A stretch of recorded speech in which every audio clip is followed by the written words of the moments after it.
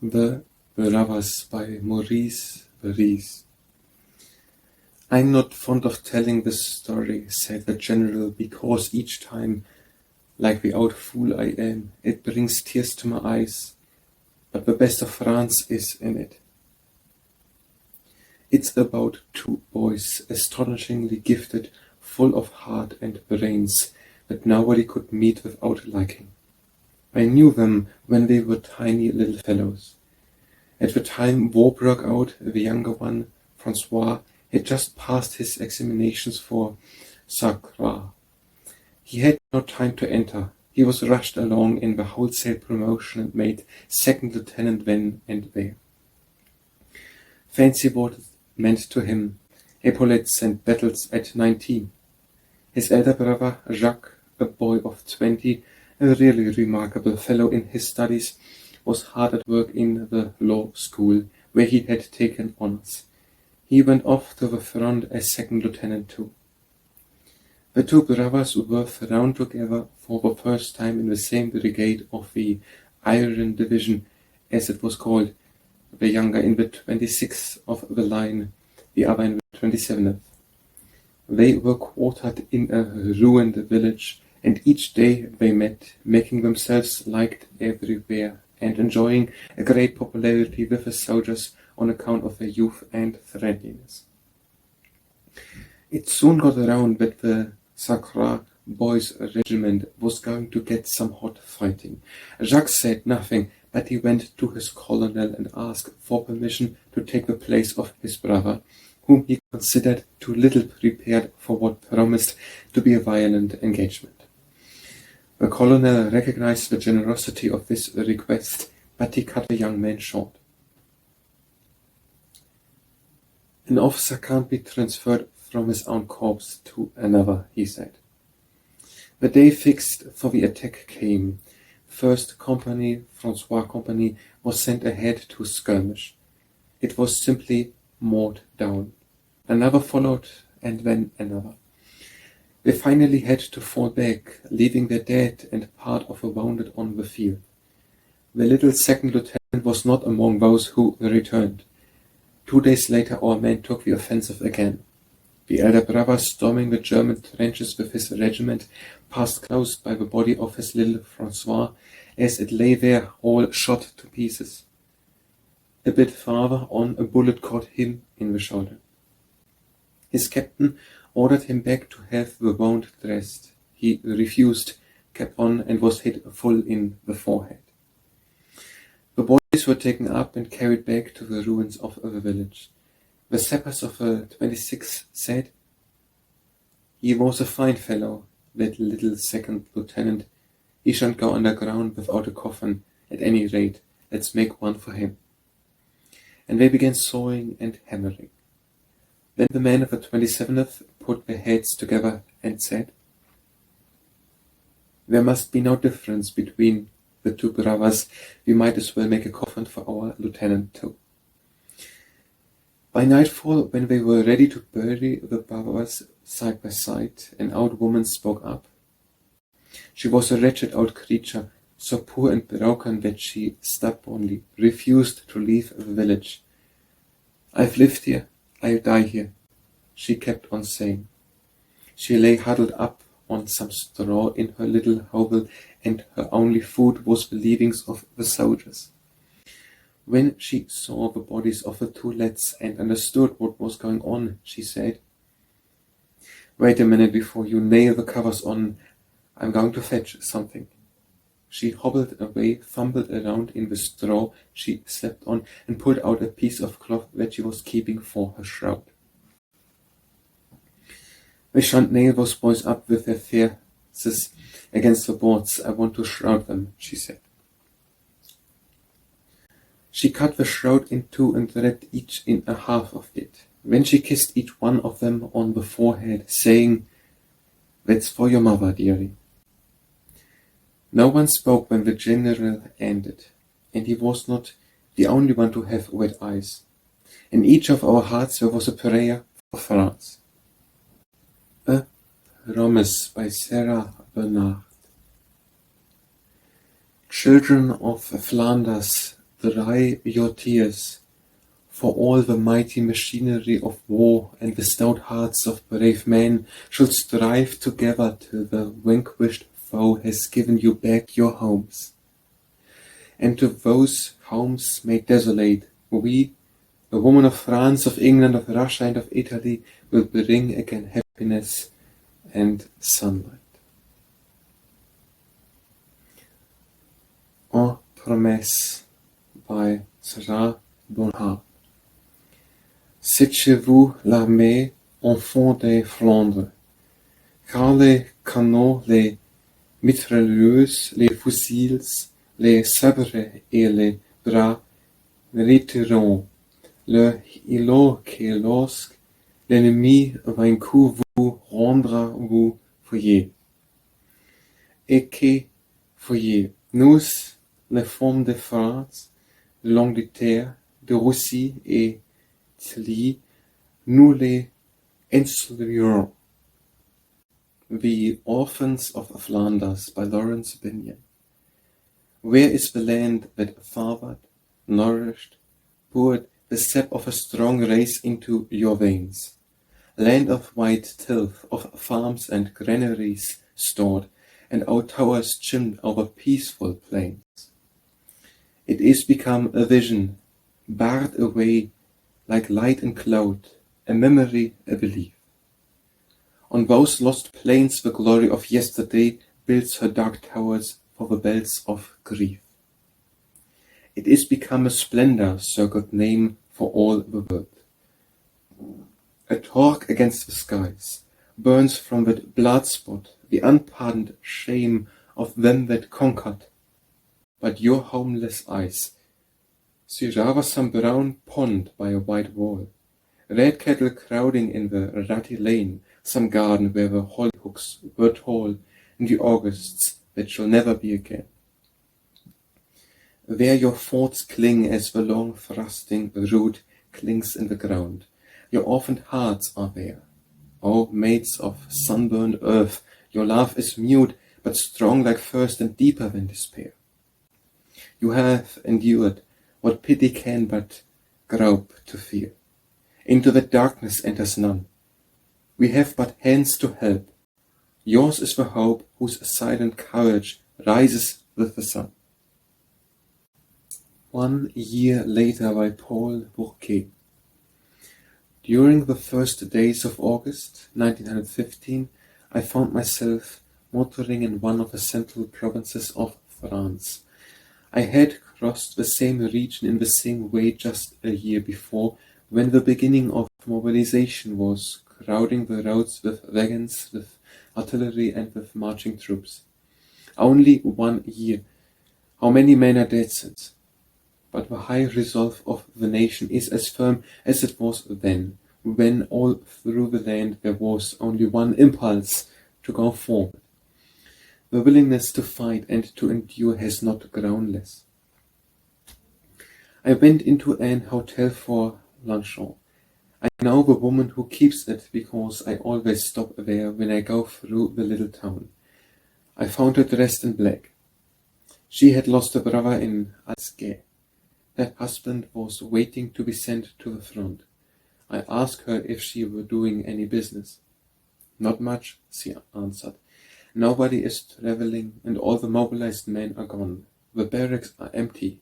Why, only this morning. It seems a long time, I said, to draw her on. Yes, she said, but since we must, and she went back without complaint to the task of writing her bills of fare.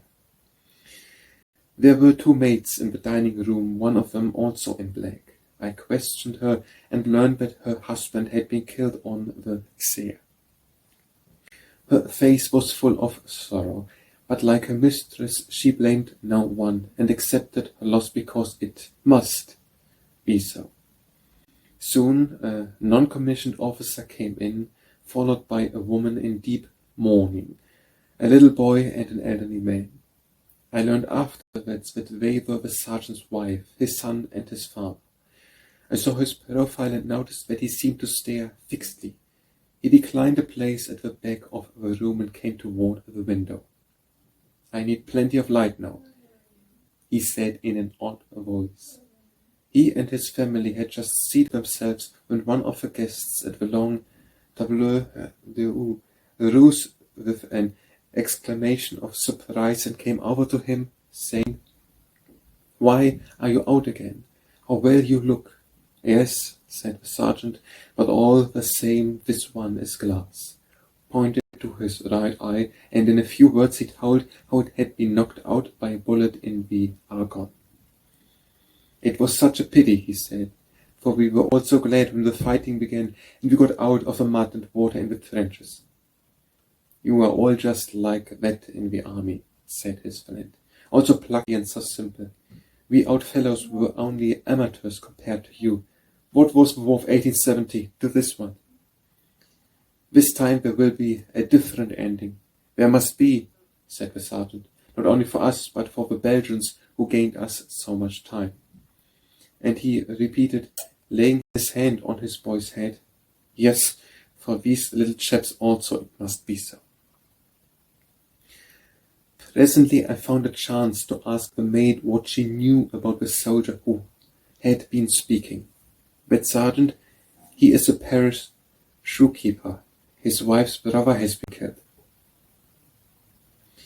I watched these people at table, so serious, so sorely tried, but so full of dignity, and the words which the half-blinded man had pronounced seemed to make even his ordinary gesture impressive.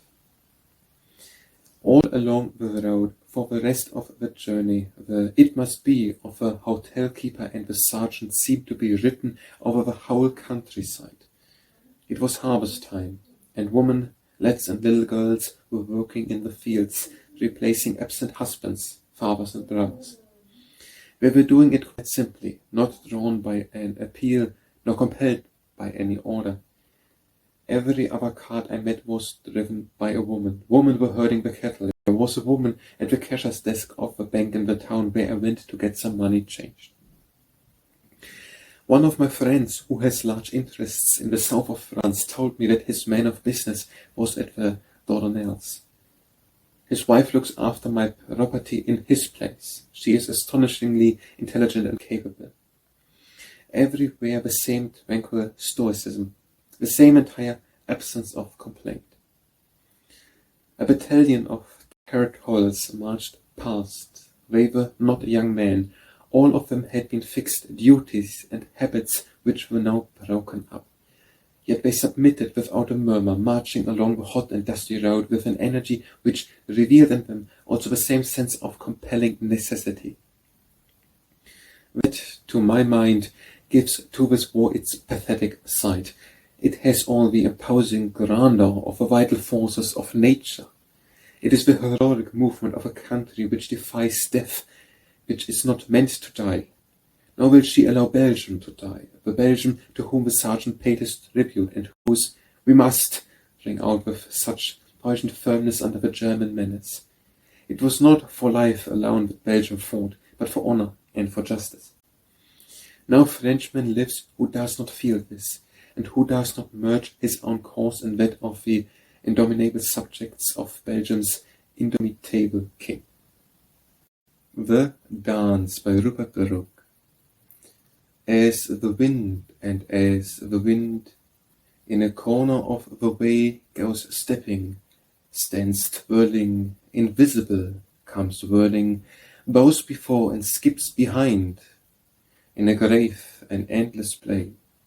So my heart, and so my heart, following where your feet have gone, stirs dust of old dreams there.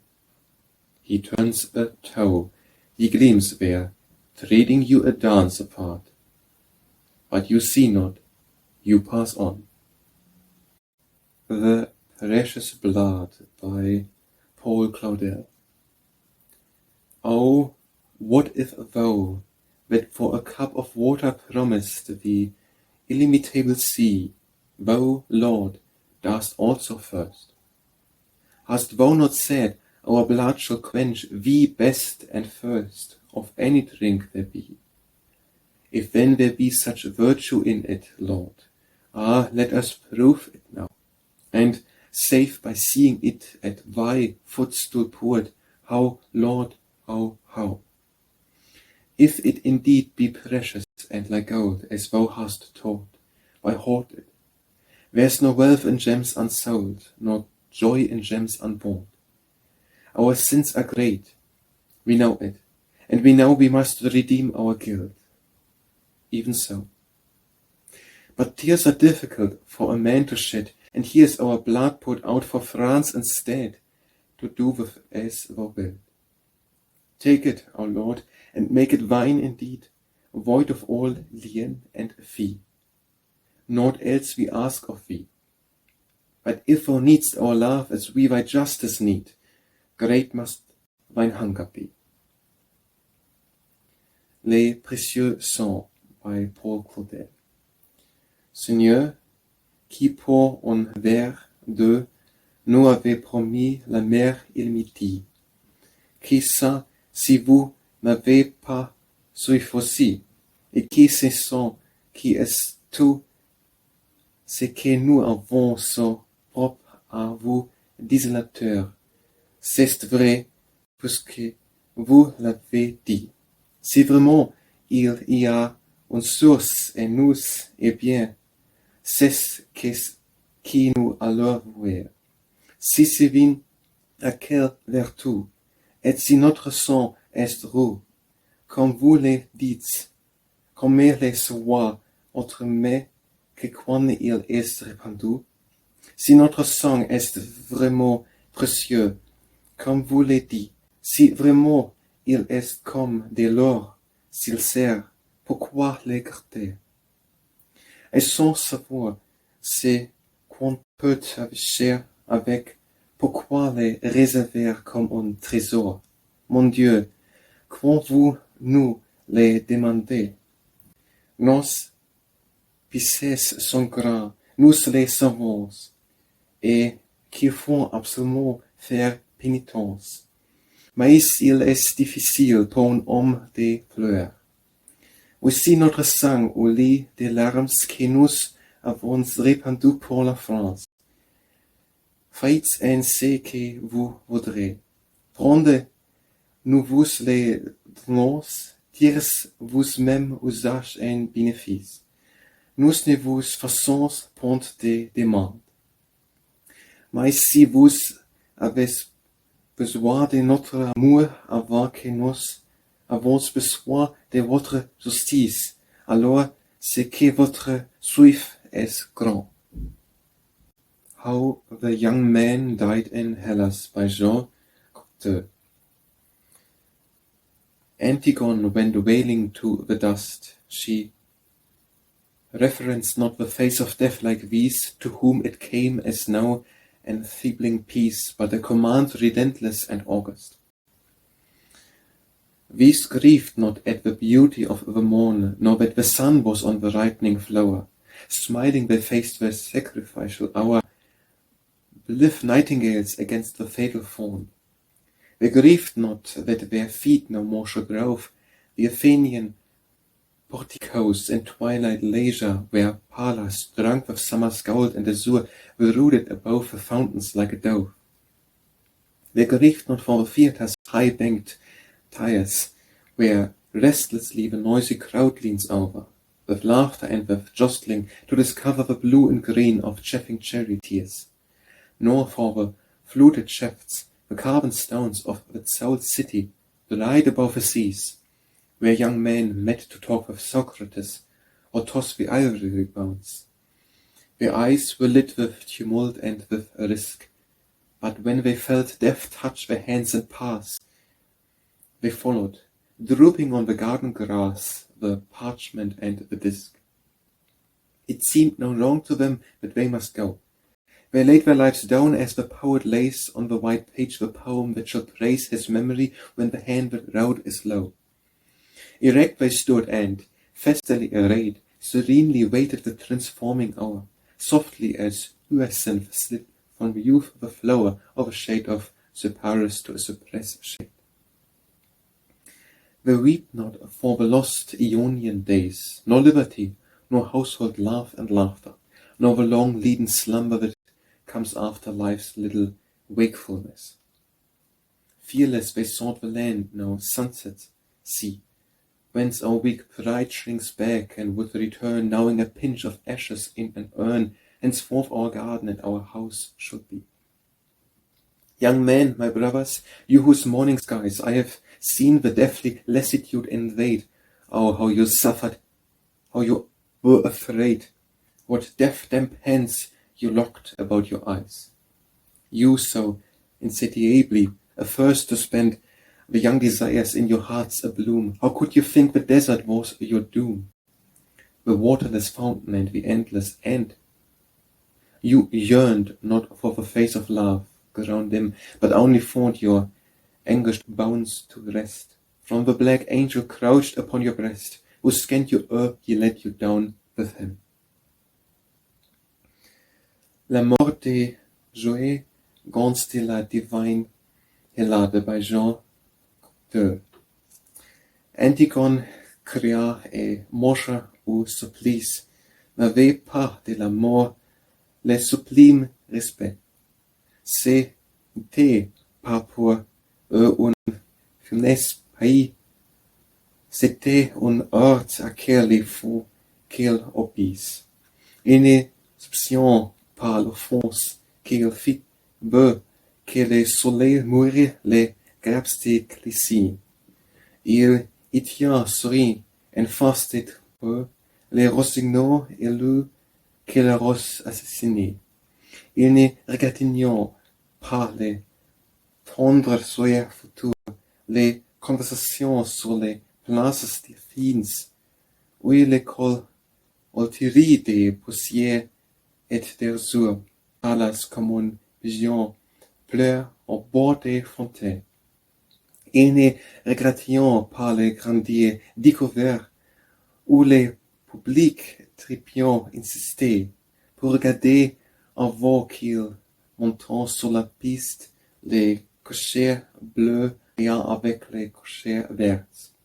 Il ne regrettait pas ces loisirs dispartés d'une vie qui semble un sordide palais, où l'on s'est réuni pour entendre Socrate et pour jouer aux osselets. Il était ébloui des tumultes et des risques, mais si la forte mort les désignait soudain, il dossier sans guimir solaire du jardin, les livres et les disques. C'est n'est pas pour eux l'insupportable affront, ils se sont sans choc, sans loup, sans tapage, comme un vent est bien remué sur le front, un vers définitif se tendre sur la page. Il était résigné, vétus, rigides, prêt pour cette expérience étrange, comme hyacinthe en fleur indolemment se chance et comme Cypax s'est transformé en cyprès. Il ne regrettait rien de vivre en lui, d'être libre, de voir des mers et des soirs, et de sentir ses lourds sommeils invasieux après un corps insomnié. Ils rentraient au séjour qui n'a plus de saison, où notre faible orgueil se refuse à descendre, sachant que l'urne est très au guide on peut descendre. Sera tout les jeudis et toute la motion. Jadis, je vous mourir des frères de mon âge. Je vous montre en eux l'indescriptible torpeur. Ils avaient tous si mal. Ils avaient tous si peur. Ils se prenaient la tête avec les monstres en âge. Et ne pouvant pas courir, ayant si souffre si faim, on te désire de tout avait encore si jeune, à ce désir son source à ces immenses jeux, à ces termes confus qui n'est jamais défini. Ils n'attendions plus rien de la tendresse humaine et cherchaient à chasser dans un fond douloureux. Un jet noir qui se couche à plat ventre sur eux et qui les considérait avec qui les émenait. The Right to Liberty by Eleanor Duse. For the past year, the horror of war and the struggle of our minds to comprehend its inevitable necessity. Holy Writ says, "For all they that take the sword shall perish with the sword." And now in our day a poor woman of the people ends her letter with these words, "There must be war, that war may perish." And this poor woman of the people has 2 sons at the front. Infinite is the suffering, and over the earth wailing and despair. Through all this sorrow in the world, through all these young lives cut short, may victory bring to every land the crown of life, the right to liberty. Libertà nella vita by Eleanor Duse. Da un an, l'horreur de guerre et l'enfant de conscience per comprendre la inévitable necessità. L'antico libro dice: la spada levata per uccidere guarisce talvolta. I a nostri giorni una povera donna del popolo firma una carta questo affermando: sia la guerra per distruggere la guerra. E la povera donna del popolo ha 2 figlioli al fronte. Infinita è la strage, e in ogni terra disperazione e protesta, per tanto dolore nel mondo, per ogni giovane esistenza trancato, sia conquista il diritto per ogni patria, il sommo del bene, la libertà nella vita. Harvest by John Galsworthy. The sky tonight looks as if a million bright angels were passing, a gleaming cloud mesh drawn across the heaven. One star, very clear, shines beside a full moon, white as the globe campion flower. The wen hills and valleys, the corn stalks casting each its shadows, the grey bowls of the batches, all have the remoteness of an ineffable peace. And the past day was so soft, so glamorous, such a hum, such brightness, and the harvest going on. This last year millions have died with energy, but 1/3 spent. Millions more, unripe for death, will yet herald us into the long shades before these shambles keys, boys born just to be the meat of war, spitted on each other's red-knit bayonets without inkling of guilt or knowledge. To what shall we turn that we may keep sane, watching this green unripe corn, field on field, being skiffed by death for none to eat? There is no solace in the thought. Death is nothing, save to those who still believe they go straight to paradise. To us who dare not to know the workings of the unknowable, and in our heart of hearts cannot tell what, if anything, becomes of us. To us, the great majority of the modern world, life is valuable, good, a thing worth living out for its natural span. For if it were not, long ere this we should have set with folded arms, lifting no hand till the last sighing breath of the human race had whispered itself out into the wind, and the final darkness come, sat like the Hindu yogi, watching the sun and moon a little, and expired. The moon would be as white and the sun as golden if we were gone, the hills and valleys as mysterious, the back trees just as they are. Only the stalks of corn would vanish with those who garner them. If life were not good, we should make of ourselves dust indifferently. We human beings, quietly, peacefully, not a murderous horror reaped by the curving volleys, mown off by rains of shrapnel, and the long yellow skiff of the foul gases. But life is good, and no living thing wishes to die. Even they who kill themselves, despairing, resign out of sheer love of life, out of craving for what they have found too mutilating, and starved, out of yearning for the meat of joy cruelly frustrated. And they who die that others may live are but those in whom the life flame burns so hot and bright that they can feel the life and the longing to live in others as if it were their own, more than their own. Yea, life carries with it a very passion for existence. To what then shall we turn that we may keep sane, watching this harvest of two young deaths, the harvest of the brave, whose stocks are raised before us, casting each its shadow in the ironic moonlight? Green corn, green corn. If, having watched those unripe blades ripped off and stacked so pitifully, watched the great dark Laguna clear those unmellowed fields, we let their sacrifice be vain. If we sow not hereafter in a peaceful earth that which shall become harvest more golden than the world has seen, then shame on us, unending, in whatever land we dwell. This harvest night is still, and yet up there the bright angels are passing over the moon, one star. A message by Robert Grant. This is our gift to the homeless. What shall it be from me, save in a land that prospers, girded by leagues of sea? Tear-moistened words of pity, bountiful sympathy.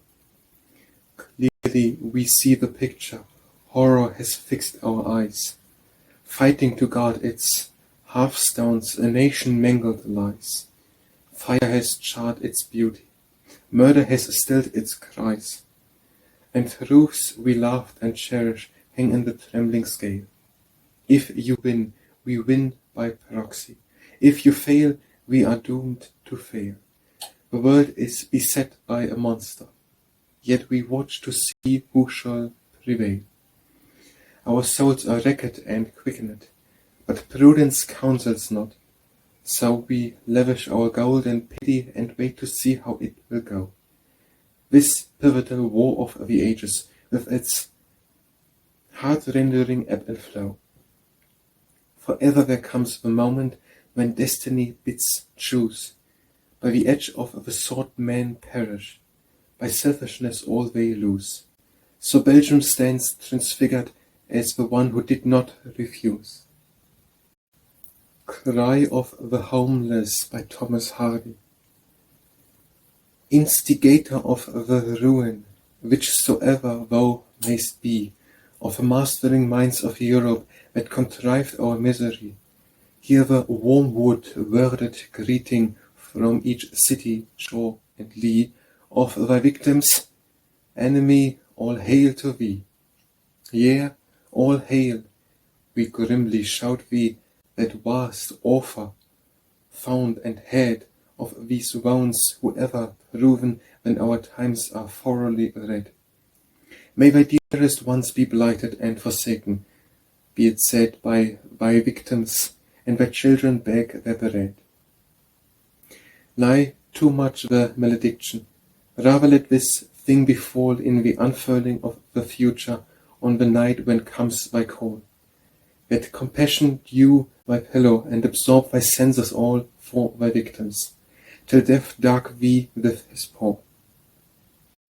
The Little Children by William Dean Howells. Suffer little children to come unto me, Christ said, and answering with infernal glee, take them. The arch-fiend scoffed, and from the tottering walls of their wrecked homes, and from the cattle stalls, and the dogs' kennels, and the cold of the waste fields, and from the hapless hold of their dead mothers' arms, famished and bare, and maimed by shot and shell, the master spirit of hell caught them up, and through the shuddering air of the hope-forsaken world the little ones he hurled, mocking that pity in his pitiless might, the Antichrist of Schrecklichkeit. An Epitaph by Francis James. Here such an one lies dead for France, his trade to push a barrow stocked with bread, cheese, salt, from town to town under the azure wold, through endless corridors of rustling shade. True to the sacred law of toil, he made his humble living as the book commands, till suddenly there burst upon his lens the thunder of a German cannonade. Poor hero!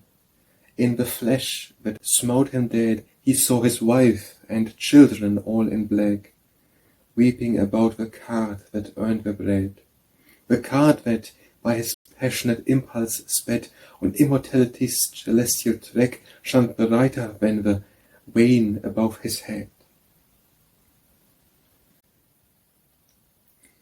Epitaph by Francis James. Si gîtes en terre, mort pour la France, et qui, vivant, poursuit sa bouteille à travers les villages, pour vendre un peu de fil, de sel ou de fromage, sous les portails de jour aux feuillages mouvants. Il a gagné son pain comme un commandement, que donne aux hommes Dieu dans le beau livre sage. Puis un jour sous sa tête a crevé la nuage, que lance le jour canon de le monde. Ces héros dans l'éclair qui délivra son âme, aura vu tout en noir ses enfants et sa femme, contemplant anxieux son pauvre compagnon. C'est joyeux plus beau que n'est celui de l'ours, et qu'il a fait rouler pendant la dure course, qui sur terre commence un céleste destin. Letter from General Joffre by General Joffre. Headquarters of the Commander-in-Chief of the Armies of the French Republic, August 18, 1915. The United States of America have never forgotten that the first page of the history of their independence was partly written in French blood. Inexhaustibly generous and profoundly sympathetic, these same United States now bring aid and solace to France in the hour of her struggle for freedom. Lettre du Général Joffre d'un Général Joffre. Armée de l'Est, le commandant en chef, République française, au Grand Quartier Général, le 18 août 1950. Les États-Unis d'Amérique n'ont pas oublié que la première page de l'histoire de leur indépendance allait écrire avec un peu de sang français. Pour la inépuisable générosité et la grande sympathie, ils apportent aujourd'hui à la France, qui combat pour sa liberté, l'aide la plus précieuse et les plus puissants renforts. Our Inheritance by Maurice Metternich. If our vision could open on that unseen world which dominates us from all sides, we should unquestionably learn that on the battlefields there can be no loss. The heritage which our splendid soldiers yield up in dying is bequeathed to us, and when they perish for our sakes, they give us their lives in no metaphoric roundabout sense, but really and directly. From every man who meets death gloriously, there goes forth a virtue which enters into us, and even in the violence of an untimely end, nothing goes astray or vanishes. In one short moment, the soldier gives open-handed the offering of an entire lifetime of love and duty. Death is powerless to prevail over life. Its total remains forever unchanged. That which is taken from the fallen passes on to those left standing. While men still live, death can win nothing. The more desperate its efforts, the brighter burns the flame it would fain extinguish. The more cruelly it pursues its phantom victories, the clearer is its proven that in the end humanity must surely vanquish. Notre héritage by Maurice Metternich. Si on pouvait souffrir de Dieu et qui se passe dans le monde idéal qui nous domine de toutes parts, on constaterait sans doute que rien ne se perd sur le champ des batailles. Ce que nous admirablement abandonnons, c'est à nous qu'il les liguait, et quoi il reste pour nous, ce n'est pas métamorphiquement et d'une manière détournée, mais très réellement d'une façon directe qu'il nous restaure leur vie. De homme qui comme dans un acte de gloire imite une vertu qui redescend sur nous, et dans la violence d'une fine primaterie, rien ne sera et rien ne se pourrait. Il donne au gras et d'un seul coup, ce qu'il donne dans un longe existé de oui et de moi. La mort n'aimait pas la vie, elle ne peut rien contre elle. Et total de celle-ci demeure toujours pareil. Ce qu'il enlève à ce qui est tombé passe et ce qui reste debout. La mort ne gagne rien tant qu'il y a des vivants. Plus il exerce ses ravages, plus elle augmente l'intensité de ce qu'elle atteint.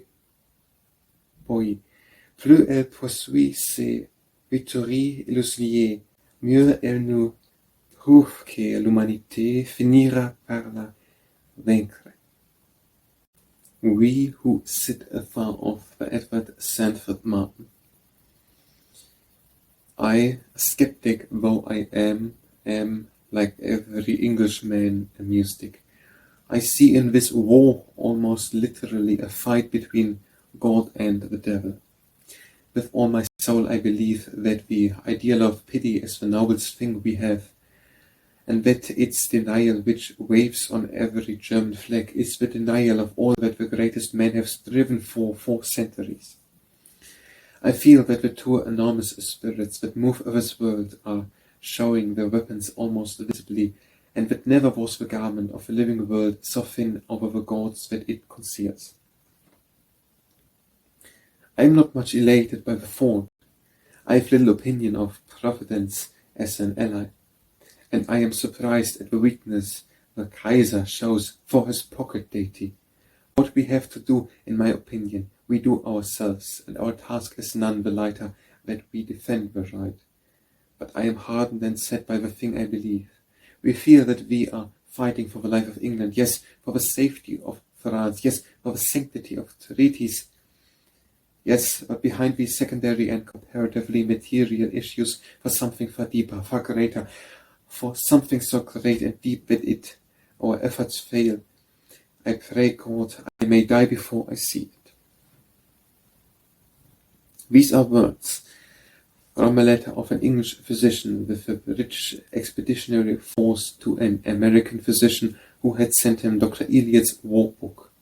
He in the war, disclosing how he feels about it, has described also how it seems to thousands of us who are looking on. We too are mystic in our feelings about this war. We too have, and have had, almost from the first, this profound sense of a fundamental conflict between the powers of good and evil, the soul of a world at grips with its body. And while we feel so profoundly that the Allies are on the Lord's side, a good many of us at least prefer the English doctor's small reliance on Providence as an ally to the Kaiser's proprietary confidence in the Almighty's backing. It is not safe to count on Providence to win for us. He knows us much better than we know ourselves, and may have views for our improvement and the worlds which our minds do not fathom, and which do not match our plans. Nevertheless, in a vast crisis so feel oneself on the Lord's side, where to fight, win or lose, where to stay alive or dead, is an enormous stay to the spirit. I am hardened and set, says the English doctor, by the thing I believe, when truly is Providence his ally. To work is to pray, to fight is to pray, to tend the wounded in hospitals and avert disease is to pray. The people in action are quickened and sustained in their faith by their exertions, but what of us who sit afar off in safety and look on an Armageddon? Our case is pretty trying. When the war first came, it was hard for the thousands of us who cared to sleep in our beds. We felt it was our war too, and it was, for we too are Europeans and have besides as great a stake in civilization as anyone has.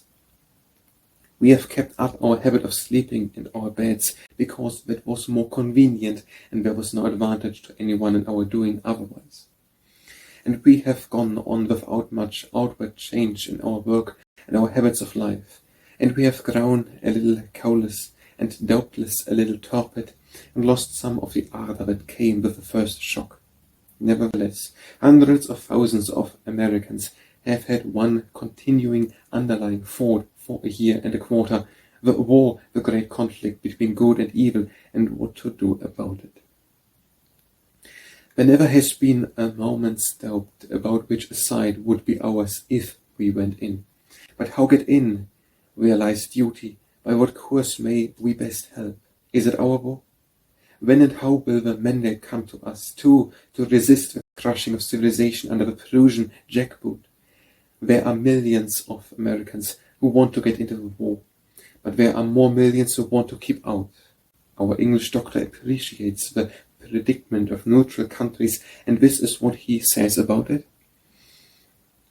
War being what it is hopeless to expect that any nation will engage in it who does not fear great loss or hope great gain. Nations will always be swayed by the influence which are now swaying Italy, Greek, Bulgaria, and Romania. No desire of justice would lead those countries to join us. I doubt if it would justify their rulers in declaring war.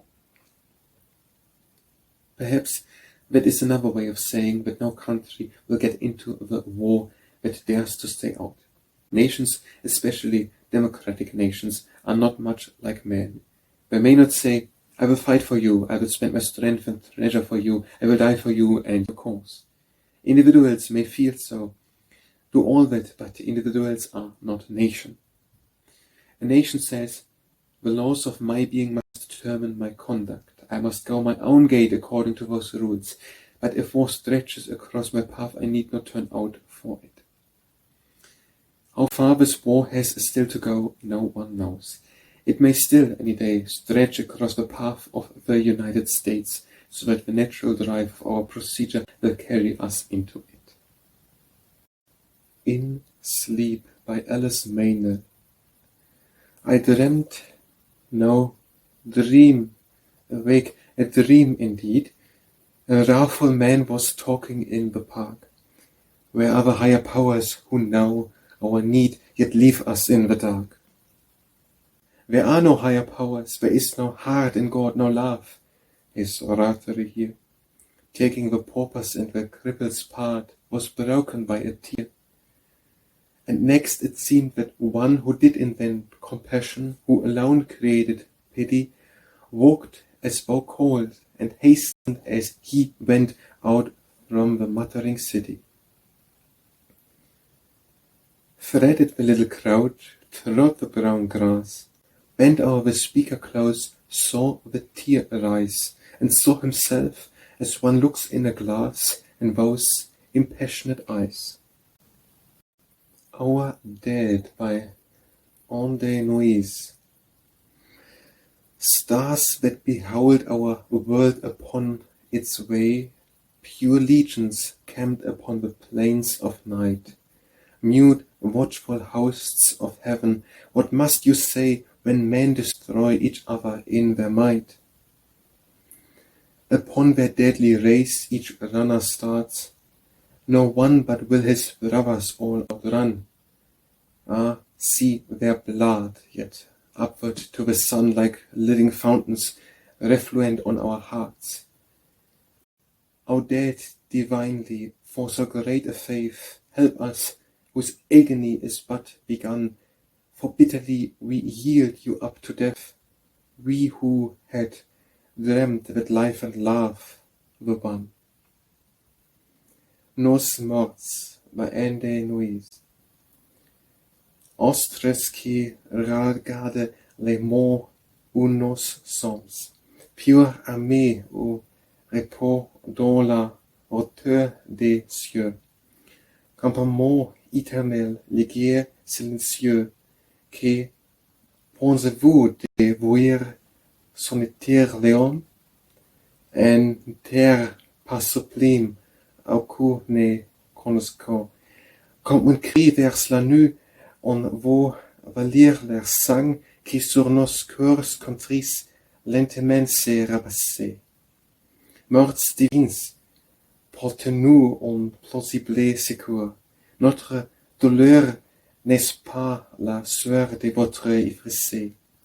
Vous mourrez, qu'on avait que c'est un peu trop lourd pour ce qui, dans leur grave et pour leur tristesse, ont toujours confondu la vie avec l'amour. Children's Kisses by Josephine Preston Peabody. So, it is nightfall then. The valley flush that beaconed home the way for herds and men is hardly spent. Down the bright pathway winds through wails of hush and wonderment. Unuttered yet the chime that tells of folding time. Hardly the sun has set. The trees are sweetly troubled with bright words from new alighted birds. And yet, here round my neck, I come to cling and twine the arms, the folding arms close, close and fain, all mine. I pleaded too, in vain. I reached for, only to their dimpled scorning, down the blue halls of morning, where all things else could lure them on and on, now here, now gone, from bush to bush, from beaconing bough to bough, with bird calls of come hither. Ah, but now it is dusk, and from his heaven of mirth, a wilding skylark sudden dropped to earth, along the last low sunbeam yellow moted, athrob with joy. There pushes here a little golden boy, still gazing with great eyes, and wonder-wise all fragrancy, all valour, silver, throated, my daughterling, my swan, my Alison. Closer than homing lambs against the bars at folding time, that crowd all mother warm, they crowd, they cling, they wreath, and thick as sparkles of her thronging stars their kisses swarm. O rose of a being at whose heart I breathe, fold over, hold me fast in the dim Eden of a blinding kiss, and lightning heart's desire, be still at last. Heart can no more, life can no more than this.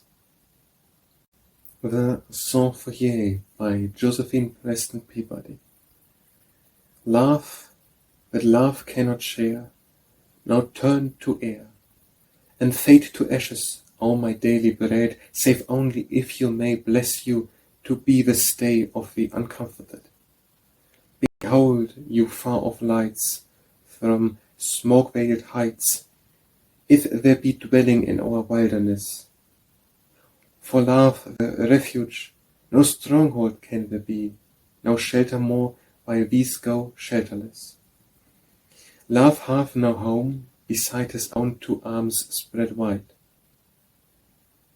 the only home among all walls that are. So there may come to cling some yet forlorner thing, feeling its way along this blackened star. Rain in Belgium by Lilla Gibbet Perry. The heavy rain falls down on city streets whence all have fled, where tottering ruins skyward frown above a staring silent dead. Here shall ye raise your Kaiser's throne, stained with the blood for freedom shed. Here, where men choked for breath in vain, who in fair fight had all withstood, here on this poison-haunted plain, made rich with babes' and women's blood, here should ye plant your German grain, here should ye reap your children's food. The harvest ripens, the reaper come, bring children singing songs of hate, taught by the mother in the home. Fit comrade she for such a mate. Soon shall ye reap what ye have sown, God's mills grind thoroughly though late. The heavy rain beats down, I hear in it the tramp of fate. The Russian Bogyman by Agnes Repler. The devastating war in Europe has robbed the United States of one familiar figure, of one cherished illusion. In the stage setting of the nations, we have long expected Russia to play the villain's role. We have depended on her for dark deeds. We have owed to her our finest thrills of virtuous indignation.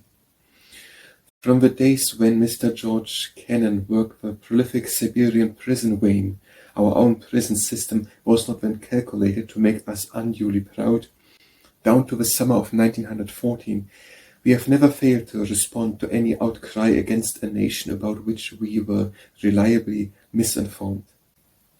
It was quite the fashion, when I was young, for some thousands or perhaps some millions of modest American citizens to sign a protest to the Tsar whenever we disapproved of the imperial policy. What became of these protests, nobody knew. The chance of the Tsars reading the millions of names seemed even to us unlikely, but it was our nearest approach to intimacy with the great and wicked ones of earth, and we felt we were doing our best to stem the tide of tyranny. A great deal of this popular sentiment came to us from England, where hostility to Russia was bred of national fear. A great deal of it was fostered by Jewish immigrants in the United States.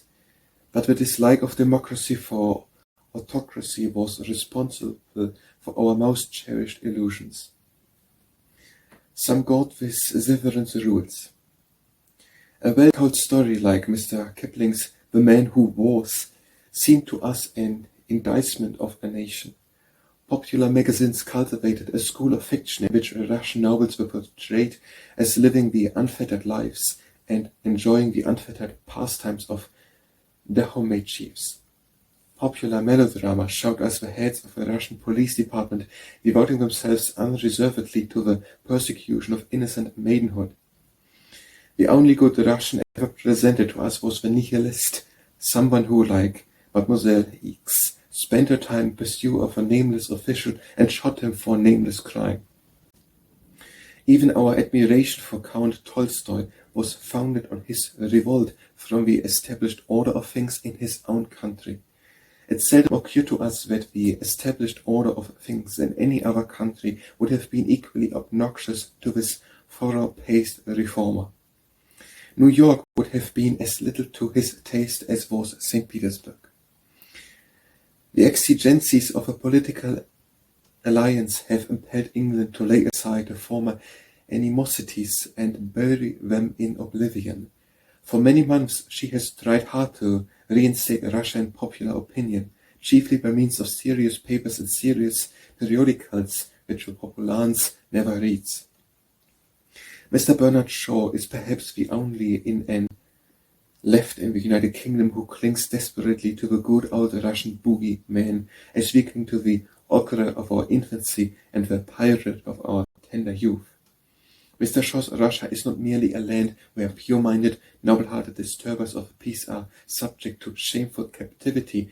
It is a land where people whose worst crime is to find the daily news, a congenial newspaper, are hanged, flogged, or sent to Siberia as a matter of daily routine. This is worse than Dahomey, where the perils of the press are happily unknown. Most of us would change our morning paper rather than be hanged. Few of us would find any journal congenial which paved the long way to Russia. England sympathized with Japan in the Japanese-Russian War from interested motives. We did the same out of pure, unadulterated sentiment. Japan was an unfriendly power given to hostile mutterings. Russia was a friendly power which had done us more than any good turn. But Japan was little and Russia was big. How, asked the experienced Mr. Vincent Krammis, are you to get up the sympathies of an audience in a legitimate manner if there isn't a little man contending against the big one? Japan, moreover, was the innocent land of cherry blossoms, and Russia was the land of knouts and spies and Cossacks. Russia worshipped God with rites and ceremonies displeasing to pious Americans. Japan belonged to heathendom and merited enlightened tolerance. A fresh deal in international policy may at any time sever and reunite the troubled powers of Europe. Their boundary lines are hostages to fortune, but we, with 2 oceans sweeping our shores, have lost our boogeyman beyond all hope of recovery. It is not with us a question of altered interests, but of altered values. Germany's campaign in Belgium has changed forever our standards of perfidy and of frightfulness. We can never go back to the old ones. Once we spoke of Russia as a nation which to the good old maxim clings that treatises are the paws of kings. Now we know that Germany outstrips her far in faithlessness. Once we called Russia oppressive, cruel, unjust. Now the devastating homes of Flanders teach us the meaning of those words. Once we reproach Russia for being the least civilized of Christian nations. Now we have sent a potent civilization crash down into a pure savagery, its flimsy restraints of no avail before the loosened passions of men. And for our own share of injury and insult, is it possible that a few years ago we deeply resented Russia's disrespect for American passports, that we abrogated a treaty because she dared to turn back from her frontiers American citizens armed with these sacred guarantees? Today our deed lie under the ocean, and Germany, who sent them there, sings comic songs in her music halls to celebrate the rare jest of their drowning. Our sensitive pride, which could brook no slide from the friendly hand of Russia, is now humbled to the dust by Germany's mailed fist. She has spared us no hurt, and she has spared us no cheap. Bleeding and bewildered, we have come to a realization of things as they are. We have seen the naked truth, and we can never go back to our illusions. We enjoyed our old boogeyman, our shivers of horror, our excited sentiments, our comfortable conviction of superiority. Now nothing is left but sorrow for our dead, and shame for the wrongs which have been done to us. As long as history is taught, the tale of this terrible year will silence all other tales of horror. Not for us only, but for the listening world, the standard of uttermost evil has been forever changed. The Exile by Henry de Renier. Bitter our fate that may not bear away on the harsh winds and through the alien spray, sheaves of our fields and fruit from the warm wall. The rose that reddens at the morning's call, nor aught of all wherewith the turning year our doorway garlanded from green to cerise, but since the ashes cold upon the hearth, and dumb the birds in garden and in garth, since none shall come again of all our loves back to this roof that crowned with nesting doves, now let us bid farewell to all our dead, and the dear corner of earth where they are laid, and where in turn it had been good to lay our kindred heads on the appointed day. Weep not, our springs and fountains, that we go, and though, dear earth, the earth our footsteps know, weep not though, desecrated, shamed and rent, consumed with fire and with blood shed spent. Small strength have they that hunt us from thy fold, to loosen love's indissoluble hold, and brighter than the flames about the fire, our exiled faith should spring for thee and higher. We shall return. The time reverse the glass. Homeless and scattered, from thy face we pass, through rain and tempest flying from our doors, on seas unfriendly swept to stranger shores. But, O you friends unknown that wait us there, we ask no pity, for your bread we share, for he who, flying from the fate of slaves, with brow indignant and with empty hand, has left his house, his country and his graves, comes like a pilgrim from a holy land. Receive him thus, if in his blood there be one drop of Belgium's immortality. L'exil by Henri de Renier. Au-delà des pouvoirs empereurs sur la mer, dans l'écume salée et dans les vents amers, l'épis de son labeur et les fruits de sa trélée, ni la rose que l'horreur fait plus démêler, ni rien de tout de ce qui, selon chaque saison, par dynamo les huiles de la mention. Mais, puisque mon foyer n'est plus qu'un peu de cendre, et que dans mon jardin je ne dois plus entrer, sous les arbres chanteurs les oiseaux du printemps, que nous ne reviendra de tout ce que j'attends, s'habiter sous les toits ou n'y chanter les colombés. Adieu dans pays où nous avions nos tombes, où nous devions à l'heure où se fermons les yeux, nous endormir au prix du sommeil des yeux. Nous partons, ne nous pleure pas, tendre fontaine, terre que nous quittons pour des terres lointaines, où toi que les brutes talons du conquérant affolés et que loin des salueurs des saints, emportent la bâtie et huit l'indestie, qui en vapeur vaincre nous chasse et qu'il ch'tit, et nous laissons amour que nous avons pour toi.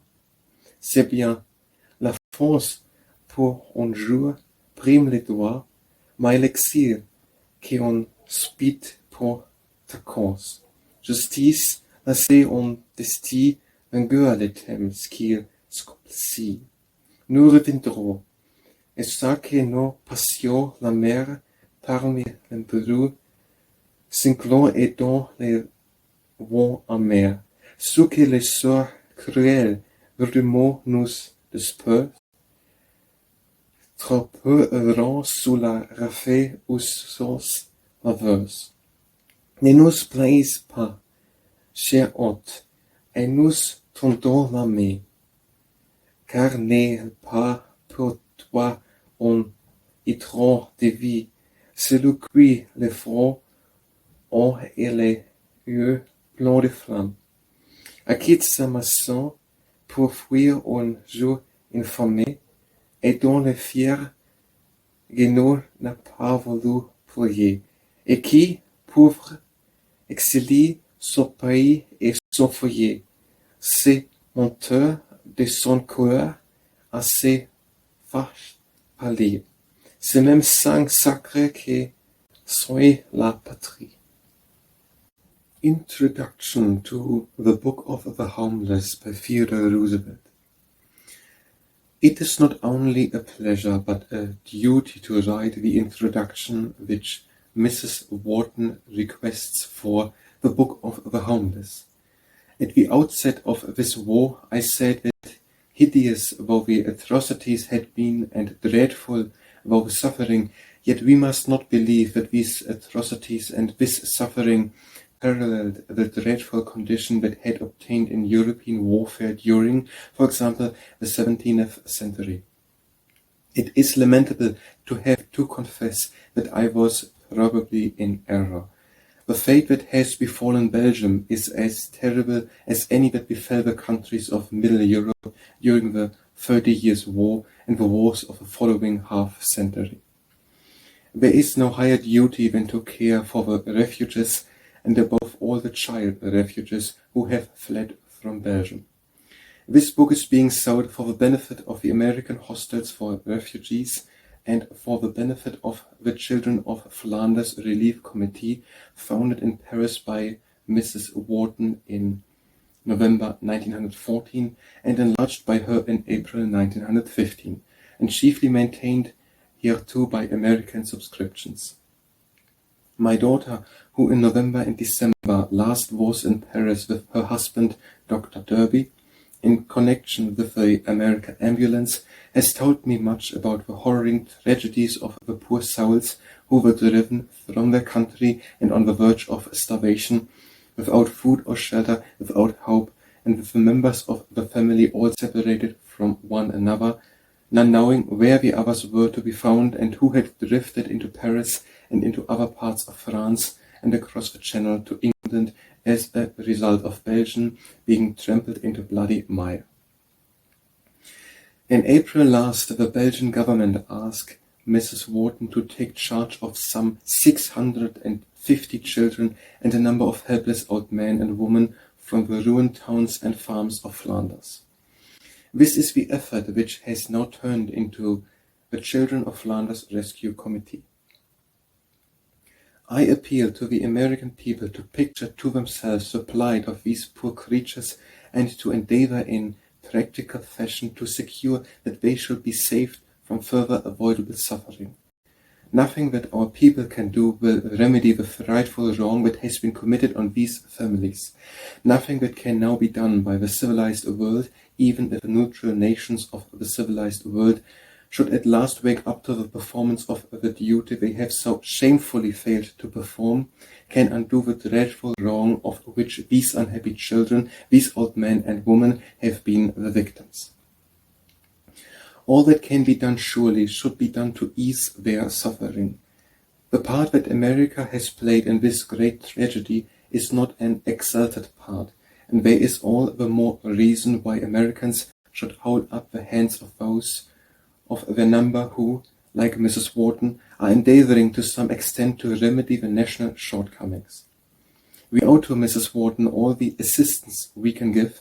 We owe this assistance to the good name of America, and above all for the cause of humanity, we owe it to the children, the women, and the old men who have suffered such dreadful wrong for absolutely no fault of theirs. Horror and Beauty by Edmund Rostand. Gashed hands of children who cry out for bread, while as the flames from sacred places rise, the blond beast hideous, with bloodshot eyes and obscene gesture, mutilates the dead. But neither Roncesvalles, where Roland bled with Turpin, nor Greek deeds of high emprise can to a pitch of purer beauty rise than the young king, the priest, unconquered. O king, soon all thy foes mayst thou repel, and thou, high priest, from whose ring raised to man shone the one gleam of heaven in that hell, may thy empurpled vestments so avail that from the cross, not made of iron then, a richer Christ glow in thy holy grail. Horreur et Beauté by Edmund Rostand. Sabreur des maïs d'enfants que demandions du pays, bruit des basiliques et des bibliothèques, just obscènes, sanglant, franc, l'anthropophagie. L'homme ne s'est jamais plus hideusement peint. Mas Roncesvalles n'est rien de plus beau sous son pied, rien de plus pur sous son rire, la fable grecque, que se joignent monarchie et son vili acque, set Achille et Nestor, set Roland et Turpin. Roi, d'un juste riflou, pour soi nous, voir la vague, et toi, puisque ta mine, elle est dans sa vague. Les seuls reflets des ciels qui ni sait en faire. Qu'il a peu près sur toi soit plus cardinalise. Peut-être, et que de la croix qui était par les faire, en Christ plus abondant que dans ton glisse. The Undergraduate Killed in Battle by George Santayana. Sweet as the lawn beneath his sandaled tread, or the scarce rippled stream beneath his oar, for its still channeled current constant more his life was, and the few blithe words he said. One or two poets read he and reread, one or two friends in boyish ardor wore next to his heart, incurious of the law, the Daunian woods might murmur o'er his head. Ah, demons of the whirlwind, have a care what trumpeting your triumphs ye undo. The earth once won begins your long despair, but never, never is his bliss for you. He breathed betimes this clement island air, and in unwitting lordship saw the blue. The Children and the Flag by Edith Matilda Thomas. What of those children over the sea that are beating about the world's rough ways like the tender blossoms from off a tree that the sudden gale in spring betrays? The children? Oh, let them look for the sign of a wave-borne flag, thou land of mine.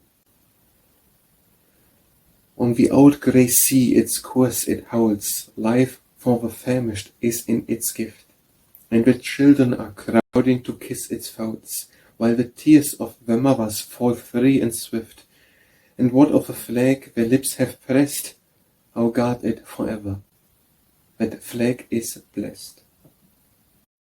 The Troubler of Telaro by Herbert Trench.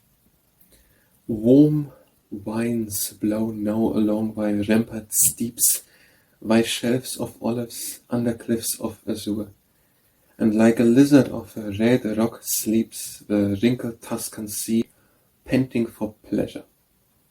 Nets too, festooned about thine elfin port, Telaro, in thy Etrurian mountainside, heavings of golden luggers scarce distort thy image of thy belfry where they ride. But we, Telaro, on a night long gone, that grey and holy tower upon the mole suddenly summoned, while yet lightnings shone, and hard gale lingered with a ceaseless toll that choked with its disastrous monotone all the narrow channels of the hamlet's south. For what despair, fire, shipwreck, treachery, was it for threat that from the Machia sprung, for Genua's foit, the oppressor's piracy, of falcon of Sarzana that it rang? Was the boat guild's silver plundered? Blood should pay. Hard won the footing of the fisher's clan, the sea cloud watchers. Loud above the spray, the maddening iron cry, the appeal of man, washed through the talkless midnight on and on. Are not enough the jeopardies of day? Riderow's fierce self began to fray. But the tower proved empty. By the lightning's ray, they found no human ringer in the room. The bell rope quivered out in the sea span. A creature fierce, soft, witless of itself, a morbid mouth circled by writhing arms, by its own grasp entangled on that shelf, had dragged the rope and spread the death alarms. Insensitive, light forgotten, up from slime, from shelter betwixt rocks, issuing for prey, disguised, had used man's language of dismay. The spawn of perished times had, late in time, emerged, and griefs upon man's grief imposed, incalculable.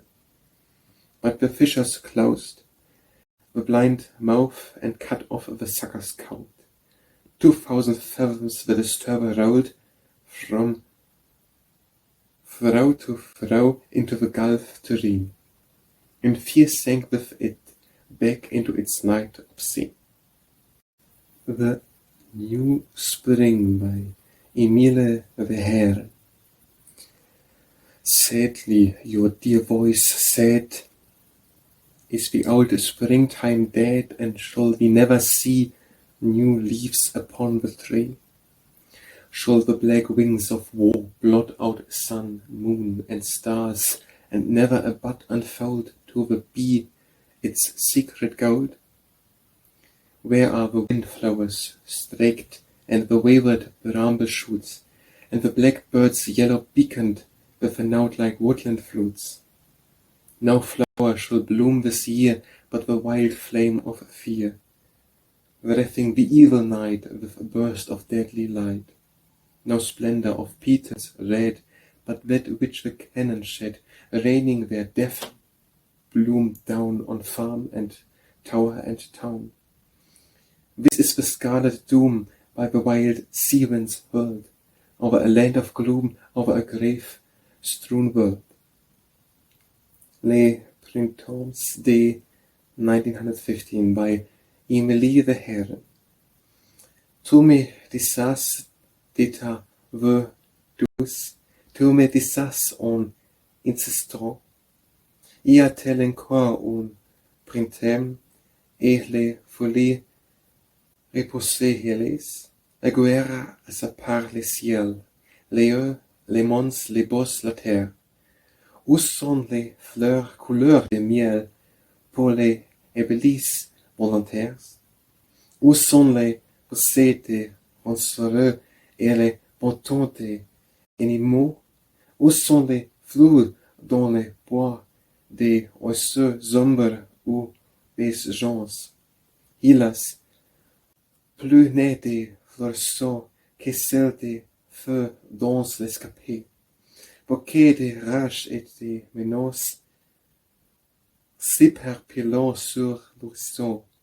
Plus net, hélas, des splendeurs rouges que celles, hélas, des boulets fous éclaboussant de larges coupes couchèrent à me, fermes et bouées. C'est le printemps de ces temps-ci, les voyants répond les playés employés, la basse c'est frissons de haine, c'est la terreur de ces temps-ci. Preface, The Hostels to the Book of the Homeless by Edith Wharton. Last year, among the waifs swept to Paris by the great torrent of a flight from the north, there came to the American hostels a little acrobat from a strolling circus. He was not much more than a boy, and he had never been before separated from his family or from his circus. All his people were mamas or contortionists, and he himself was a mere mode of the limelight, knowing life only in terms of the tent and the platform, the big drum, the dancing dogs, the tightrope, and the spangles. In the sad, preoccupied Paris of last winter, it was not easy to find a corner for this little figure. But the lad could not be left in the streets, and after a while he was placed as page in a big hotel. He was given good pay and put into a good livery and taught to be a good boy. He really tried, but the life was too lonely. Nobody knew anything about the only things he knew, or was particularly interested in the program of the last performance the company had given at Liège or Maubeuge. The little acrobat could not understand. He told his friends at the hostels how lonely and puzzled he was, and they tried to help him. But he couldn't sleep at night because he was used to being up till nearly daylight.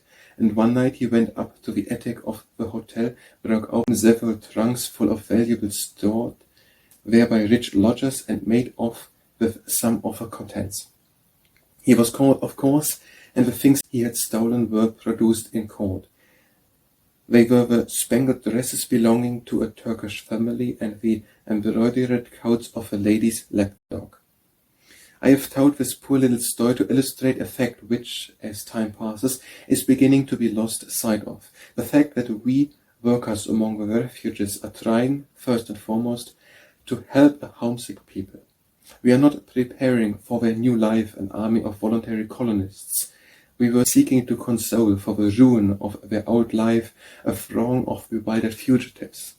It is our business not only to feed and clothe and keep alive these people, but to reassure and guide them. And that has been, for the last year, the task of the American Hostels for Refugees. The work was started in November 1940, and since that time we have assisted some 9,300 refugees, given more than 235,000 meals, and distributed 48,333 garments. But this is only the elementary part of our work. We have done many more difficult things. Our employment agency has found work for over 3,500 men. Our workrooms occupy about 120 women, and while they sew, the babies are kept busy and happy in a cheerful day nursery, and the older children are taught in a separate class. The British Young Women's Christian Association of Paris has shown its interest in our work by supplying us with teachers for the grown-up students who realize the importance of learning English as a part of their business equipment, and these classes are eagerly followed. Lastly, we have a free clinic where 3,500 sick people have received medical advice, and a dispensary where 4,500 have been given first aid and nursing care. And during the summer we sent many delicate children to the seaside in the care of various vacation colonies. This is but the briefest sketch of our complicated task, a task undertaken a year ago by a small group of French and American friends moved to pity by the thousands of fugitives wandering through the streets of Paris and sleeping on straw in the railway stations. We thought then that the burden we were assuming would not have to be borne for more than 3 or 4 months, and we were confident of receiving the necessary financial help. We were not mistaken, and America has kept the American hostels alive for a year. But we are now entering on our second year, with a large number to care for and a more delicate task to perform. The longer the exile of these poor people lasts, the more carefully and discriminatingly must we deal with them. They are not all King Alberts and Queen Elizabeths, as some idealists apparently expected them to be. Some are hard to help, others unappreciative of what is done for them, but many more are grateful, appreciative, and eager to help us to help them. And of all of them we must say, as Henry de Regnier says for us in the poem written for this book, he who, flying from the fate of slaves, with brow indignant and with empty hand, has left his house, his country, and his graves, comes like a pilgrim from a holy land. Receive him thus, if in his blood there be one drop of Belgium's immortality. Preface the Children to the Book of the Homeless by Edith Wharton.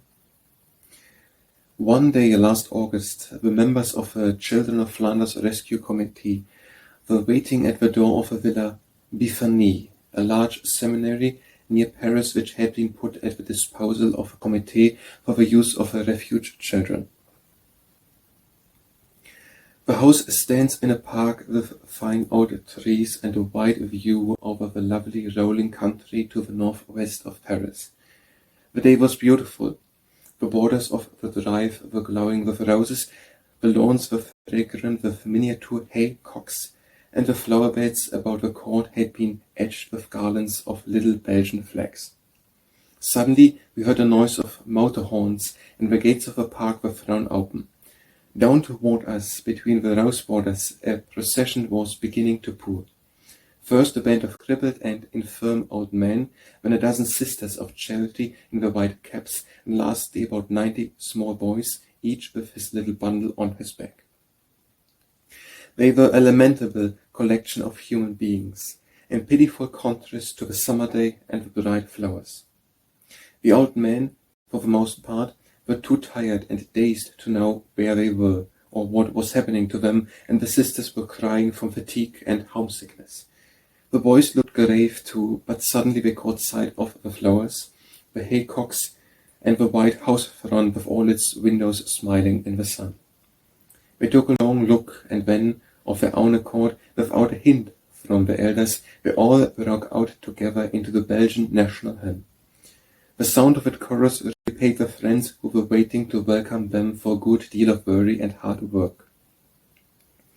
The flight from Western Flanders began last April when Ypres, Poperinge, and all the other towns of uninvaded Belgium were swept by a senseless and savage bombardment. Even when it took a long time to induce the inhabitants to give up the ruins of their homes, and before going away themselves they sent their children. Trainload after trainload of Flemish children poured into Paris last spring. They were gathered in from the ruins, from the trenches, from the hospices where the Sisters of Charity had been caring for them, and where, in many cases, they had been huddled in with the soldiers quartered in the same buildings. Before each convoy started, a young lady with fair hair and very blue eyes walked through the train, distributing chocolate and sandwiches to the children and speaking to each of them in turn, very kindly. And all but the very littlest children understood that this lady was their queen. The Belgian government, knowing that I had been working for the refugees, asked me to take charity of 60 little girls and of the sisters accompanying them. We found a house, fitted it up, begged for money and clothes, and started the Children of Flanders Rescue Committee. Now, after 6 months, we have 5 houses and are caring for nearly 900 people, among whom are about 200 infirm old men and women whom the sisters had to bring because there was no one left to look after them in the bombarded towns. Every war work, if it has any vitality in it, is bound to increase in this way, and is almost certain to find the help it needs to keep it growing. We have always been so confident of this that we have tried to do for our Children of Flanders what the hostels have done for the grown-up refugees, not only to feed and clothe and shelter, but also to train and develop them. Some of the sisters are skilled lace makers, and we have founded lace schools in 3 of our houses. There is a dearth of lace at present owing to the ruin of the industry in Belgium and northern France, and our little lace makers have already received large orders for Valenciennes and other laces.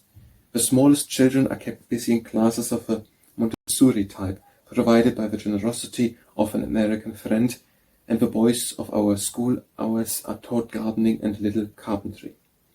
We hope later to have the means to enlarge this attempt at industrial training. This is what we are doing for the Children of Flanders, but above and beyond all, we are caring for their health and their physical development. The present hope of France and Belgium is in its children and in the hygienic education of those who have them in charge, and we have thought the good sisters may things they did not know before concerning the physical care of the children. The results have been better than we could have hoped, and those who saw the arrival of the piteous waifs a few months ago would scarcely recognize them in the round and the rosy children playing in the gardens of our houses. Preface, the book to The Book of the Homeless by Edith Wharton. I said just now that when we founded our 2 refuge charities, we were confident of getting money enough to carry them on. So we were, and so we had a right to be, for at the end of the first 12 months we are still alive and solvent. But we never dreamed at the start that the work would last longer than a year, or that its demands would be so complex and increasing. And when we saw before us the certainty of having to carry this poor burden of humanity for another 12 months, we began to wonder how we should get the help to do it.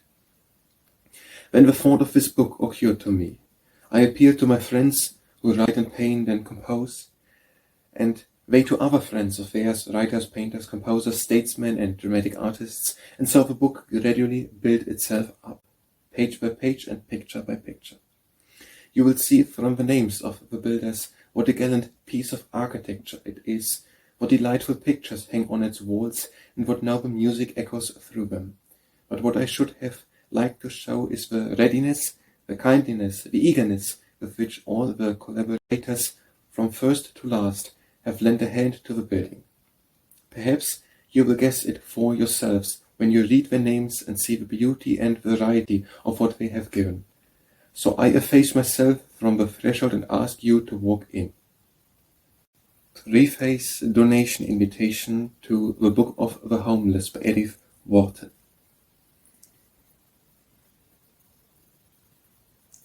Gifts of money for the American Hostels for Refugees and the Children of Flanders Rescue Committee should be addressed to Mrs. Wharton, 53 Rue des Verrees, Paris, or to Henry W. Monroe, Treasurer, care of Mrs. Cadwallader Jones, 21 East 11th Street, New York. Gifts in kind should be forwarded to the American War Relief Clearinghouse, 5 Rue François 1st, Paris, with Mrs. Wharton's name in the left-hand corner, via the American Offices of the Clearinghouse, 15 Broad Street, New York. The Tryst by Edith Wharton. I said to the woman, "Whence do you come with your bundle in your hand?" She said, "In the north I made my home, where slow streams fatten the fruitful loam, and the endless wheat fields run like foam to the edge of the endless sand." I said, "What look have your houses there, and the rivers that glass your sky? Do the steeples that call your people to prayer lift fretted fronts to the silver air, and the stones of your streets, are they washed and fair when the Sunday folk go by?" "My house is ill to find," she said, "for it has no roof but the sky. The tan is torn from the steeple head, the streets are foul with the slime of the dead, and all the rivers run poison red with the bodies drifting by." I said, "Is there none to come at your call in all this throng astray? They shot my husband against the wall, and my child," she said, "too little to crawl, held up its hands to catch the ball when the gun muzzle turned its way." I said, "There are countries far from here where the friendly church bells call, and the fields where the rivers run cool and clear, and streets where the very men walk without fear, and a quiet bed with a green tree near, to sleep at the end of it all." She answered, "Your land is too remote. And what if I chance to roam when the bells fly back to the steeple's throat, and the sky with banners is all afloat, and the streets of my city rock like a boat with the tramp of her men come home? I shall crouch by the door till the bolt is down, and then go in to my dead. Where my husband fell, I will put a stone, and mother a child instead of my own, and stand and laugh on my bare half-stone when the king rides by," she said. Finisterre by Margaret L. Woods. Oh, that on some forsaken strand, lone ending of a lonely land, on such an eve we two were lying, to hear the quiet water sighing, and feel the coolness of the sand. A red and broken moon would grow out of the dusk, and even so is here tonight the street she faces, between the half-distinguished spaces of sea and sky would burn and go. The moon would go, and overhead, like tapers lighted o'er the dead, star after silver star would glimmer, the lonely night grow calmer, dimmer, the quiet sea sink in its bed. we, at the end of time and fate, might, unconcerned with love or hate, as the sea's voices talk together, wherefore we went apart and whither, and all the exiled years relate. Thus were life's great chance, revel's leaves, outspread we something might perceive, which never would to chance surrender, but through the tangled woof its slender, golden, elusive pattern weave. Then, while the great stars larger shone, leaned on the sea, and drew thereon faint puffs of light, across them faring, might steal the ship that comes for bearing sore wounded souls to Avalon. A Reason for Keeping Silent by William Butler Yeats. I think it better that at times like these we poets keep our mouths shut, for in truth we have no gift to set a statesman right. He's had enough of meddling who can please a young girl in the indolence of her youth, or an old man upon a winter's night.